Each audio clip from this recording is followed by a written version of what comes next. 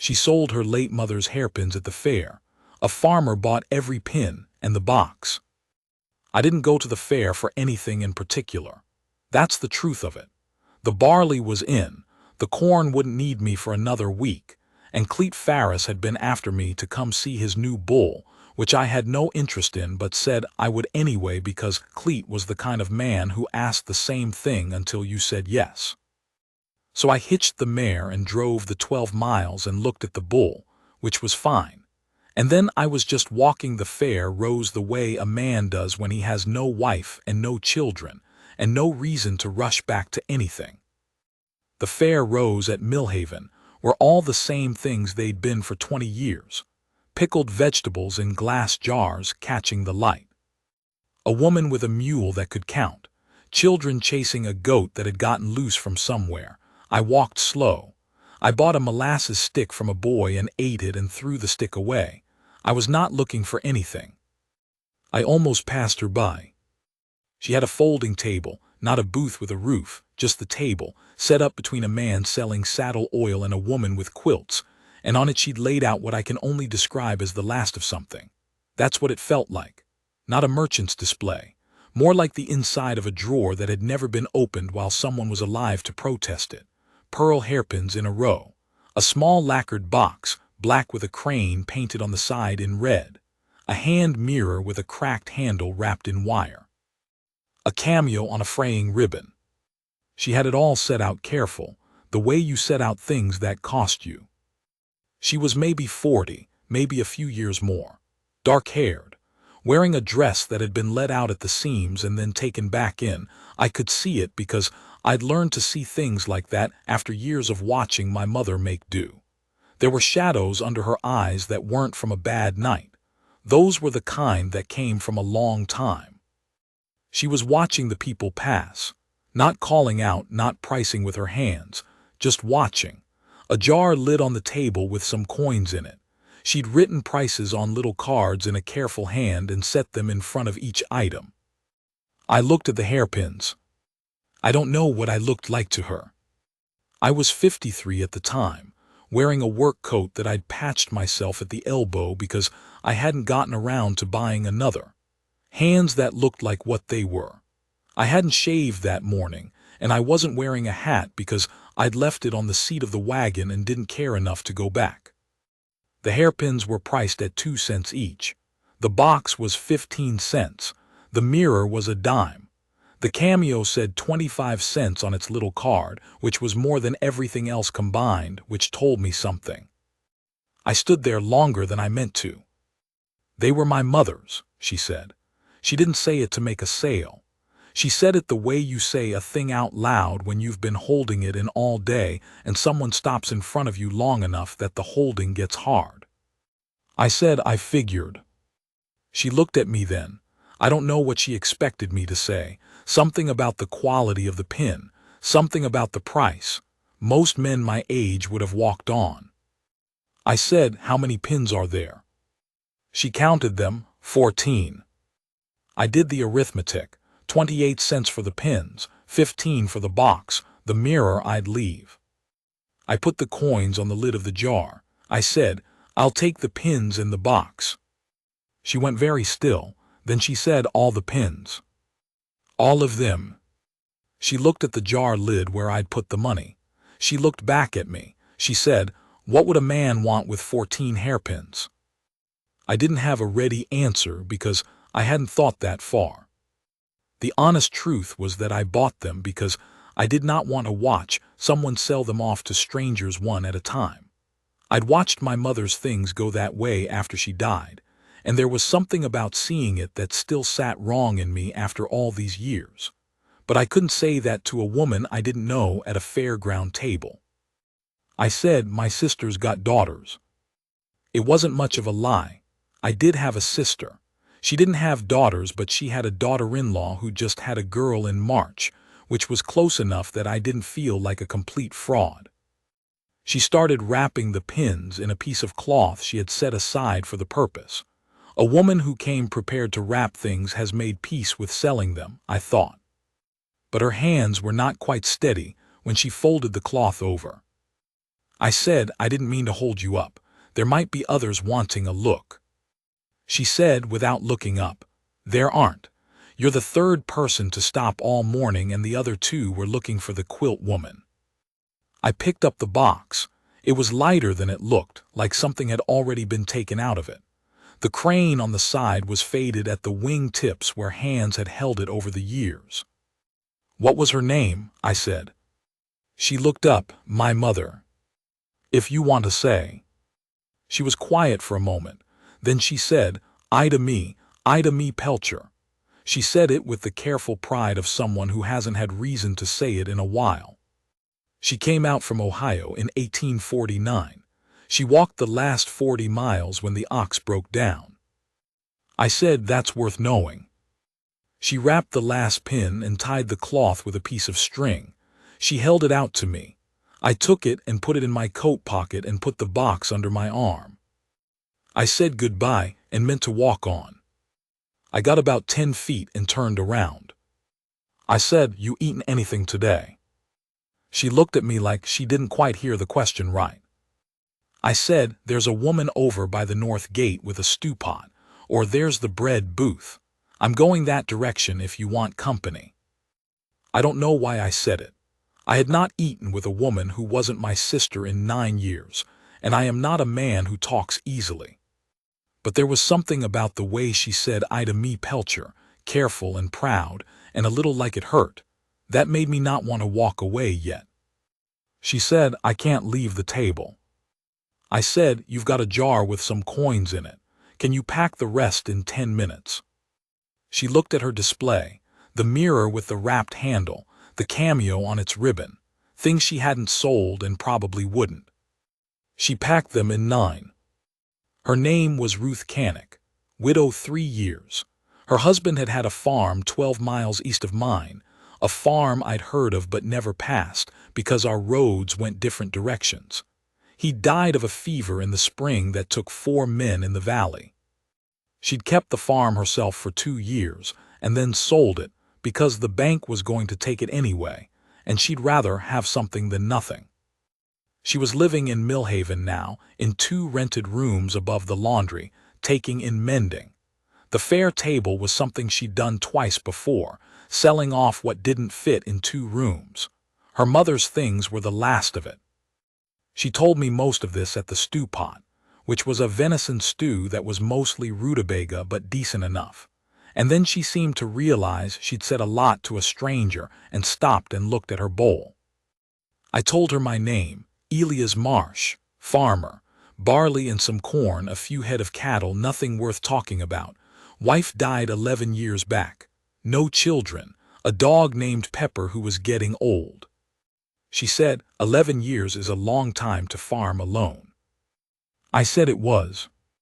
She didn't say anything else for a while, and neither did I. We ate the stew, and when she was done, she said she ought to get back to her table, and I said there wasn't much left on it to worry about, and she looked at me sideways, almost like she was about to smile but hadn't decided yet.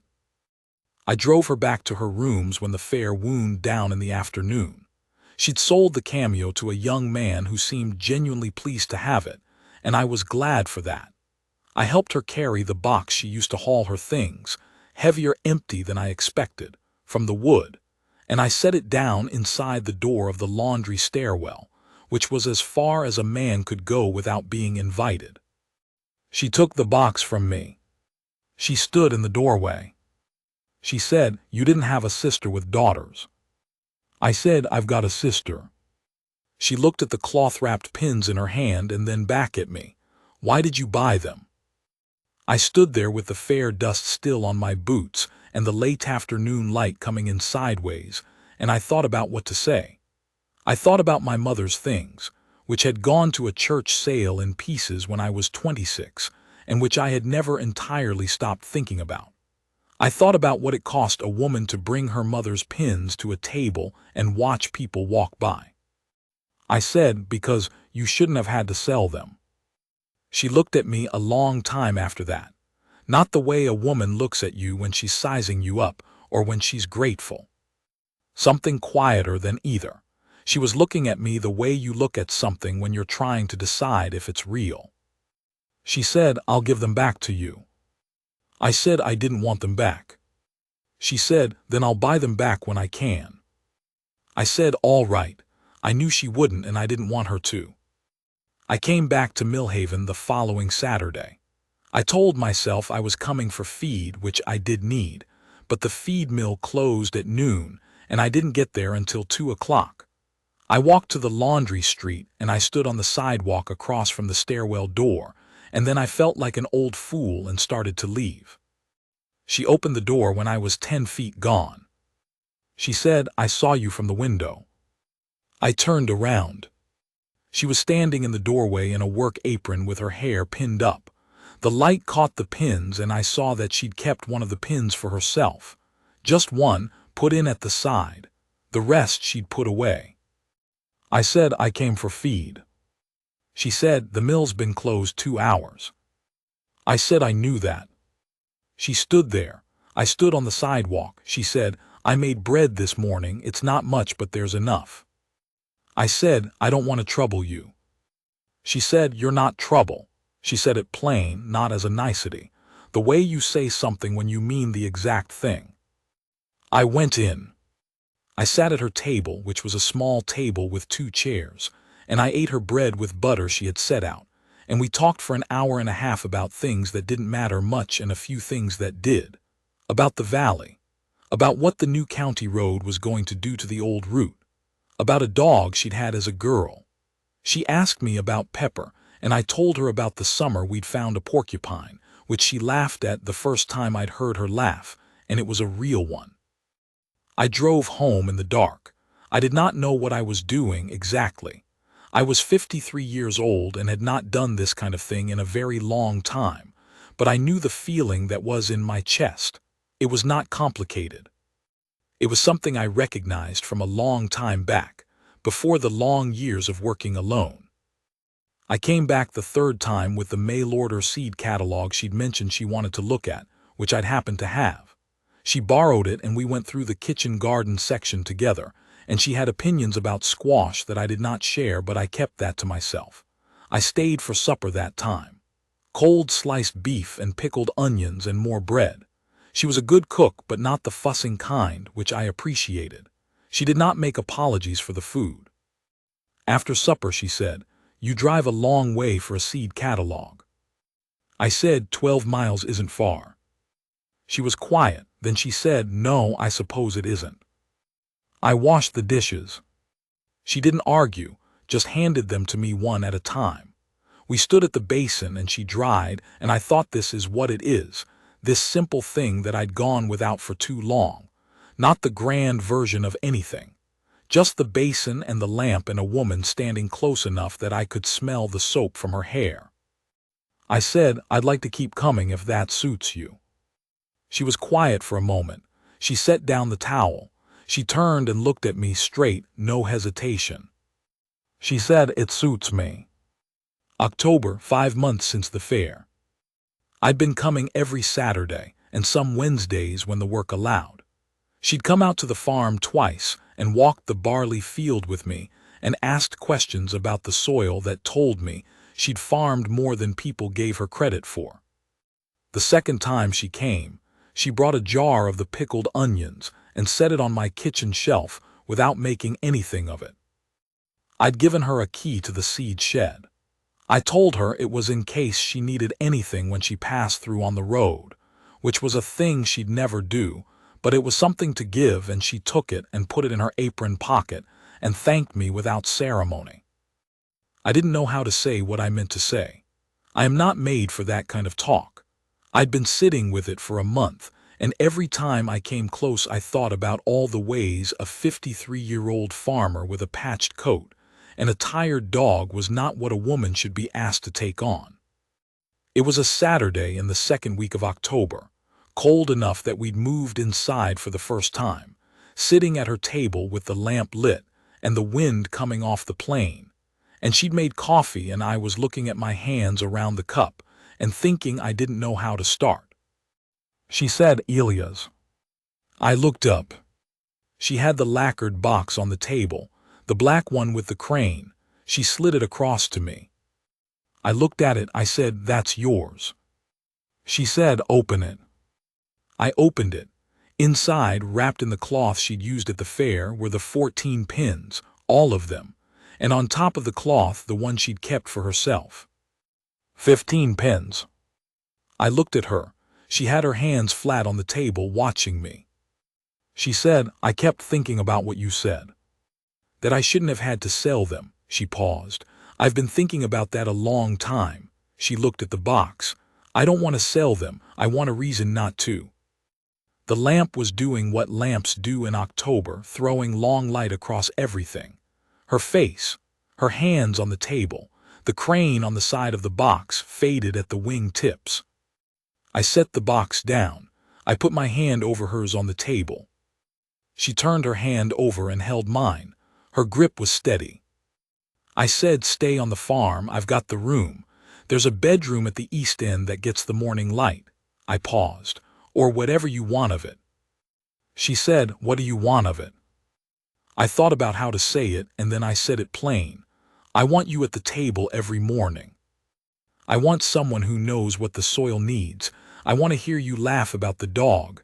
I stopped. I looked at her. "I want this to be your place." She was quiet for a long time. Not the way a woman is quiet when she's deciding. The way she's quiet when she already knows. She said, "The laundry on my street costs 40 cents a week and smells like lye, and I've been cold for 3 winters. She squeezed my hand once. "Yes, Elias." We moved her out in November. I drove the wagon to Millhaven, and she had 3 boxes and a trunk and the folding table she'd had at the fair, which she said had sentimental value.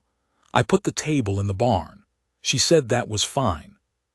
She hung her mother's mirror in the east bedroom, the cracked handle and all. Set the lacquered box on the windowsill, where the morning light would find the crane. She was a good farmer, better than I'd guessed. She had a feel for what the land was telling you that I'd spent 30 years learning, and she'd learned without trying. The first spring she replanted the south corner with a hardy sorghum that I'd never tried, and she was right about it. I told her she was right. She said, "You could have said nothing." I said, "I could have, but you were right." She laughed, the real one. Cleet Farris came by in March to see what I'd done with the place, and he stood in the kitchen doorway looking at Ruth at the stove, and he looked at me and said, very quietly, "Well, I'll be." I said nothing. She set a plate in front of him without being asked, and that was the end of Cleet's curiosity. I am 61 now, 8 years on. She is still the first one up. I hear her in the kitchen before the light comes, and I lie there a few minutes and listen to the sounds, the iron on the stove, the water from the pump, the way the boards creak where she walks, and I think about what it was to get up alone for so long, and what it is now. She kept all 15 pins. She wears one on the days she wants to, and the others stay in the black box on the windowsill. She never did try to buy them back from me. Some mornings I go in and she is standing at the kitchen window with her coffee, looking at the south field, and the morning comes in at the angle that hits the pin in her hair, and she turns when she hears me, and she has the look on her face that she has had for 8 years, not a grateful look, not a soft one, but the one that is better than either. The one that says, "You are the man I chose to be here with. You are where I am." A man gets up early for that. A man who has had the other kind of morning, the long, quiet kind with nothing but the dog, knows what that look is worth. I do not need anyone to tell me. I know exactly what I have.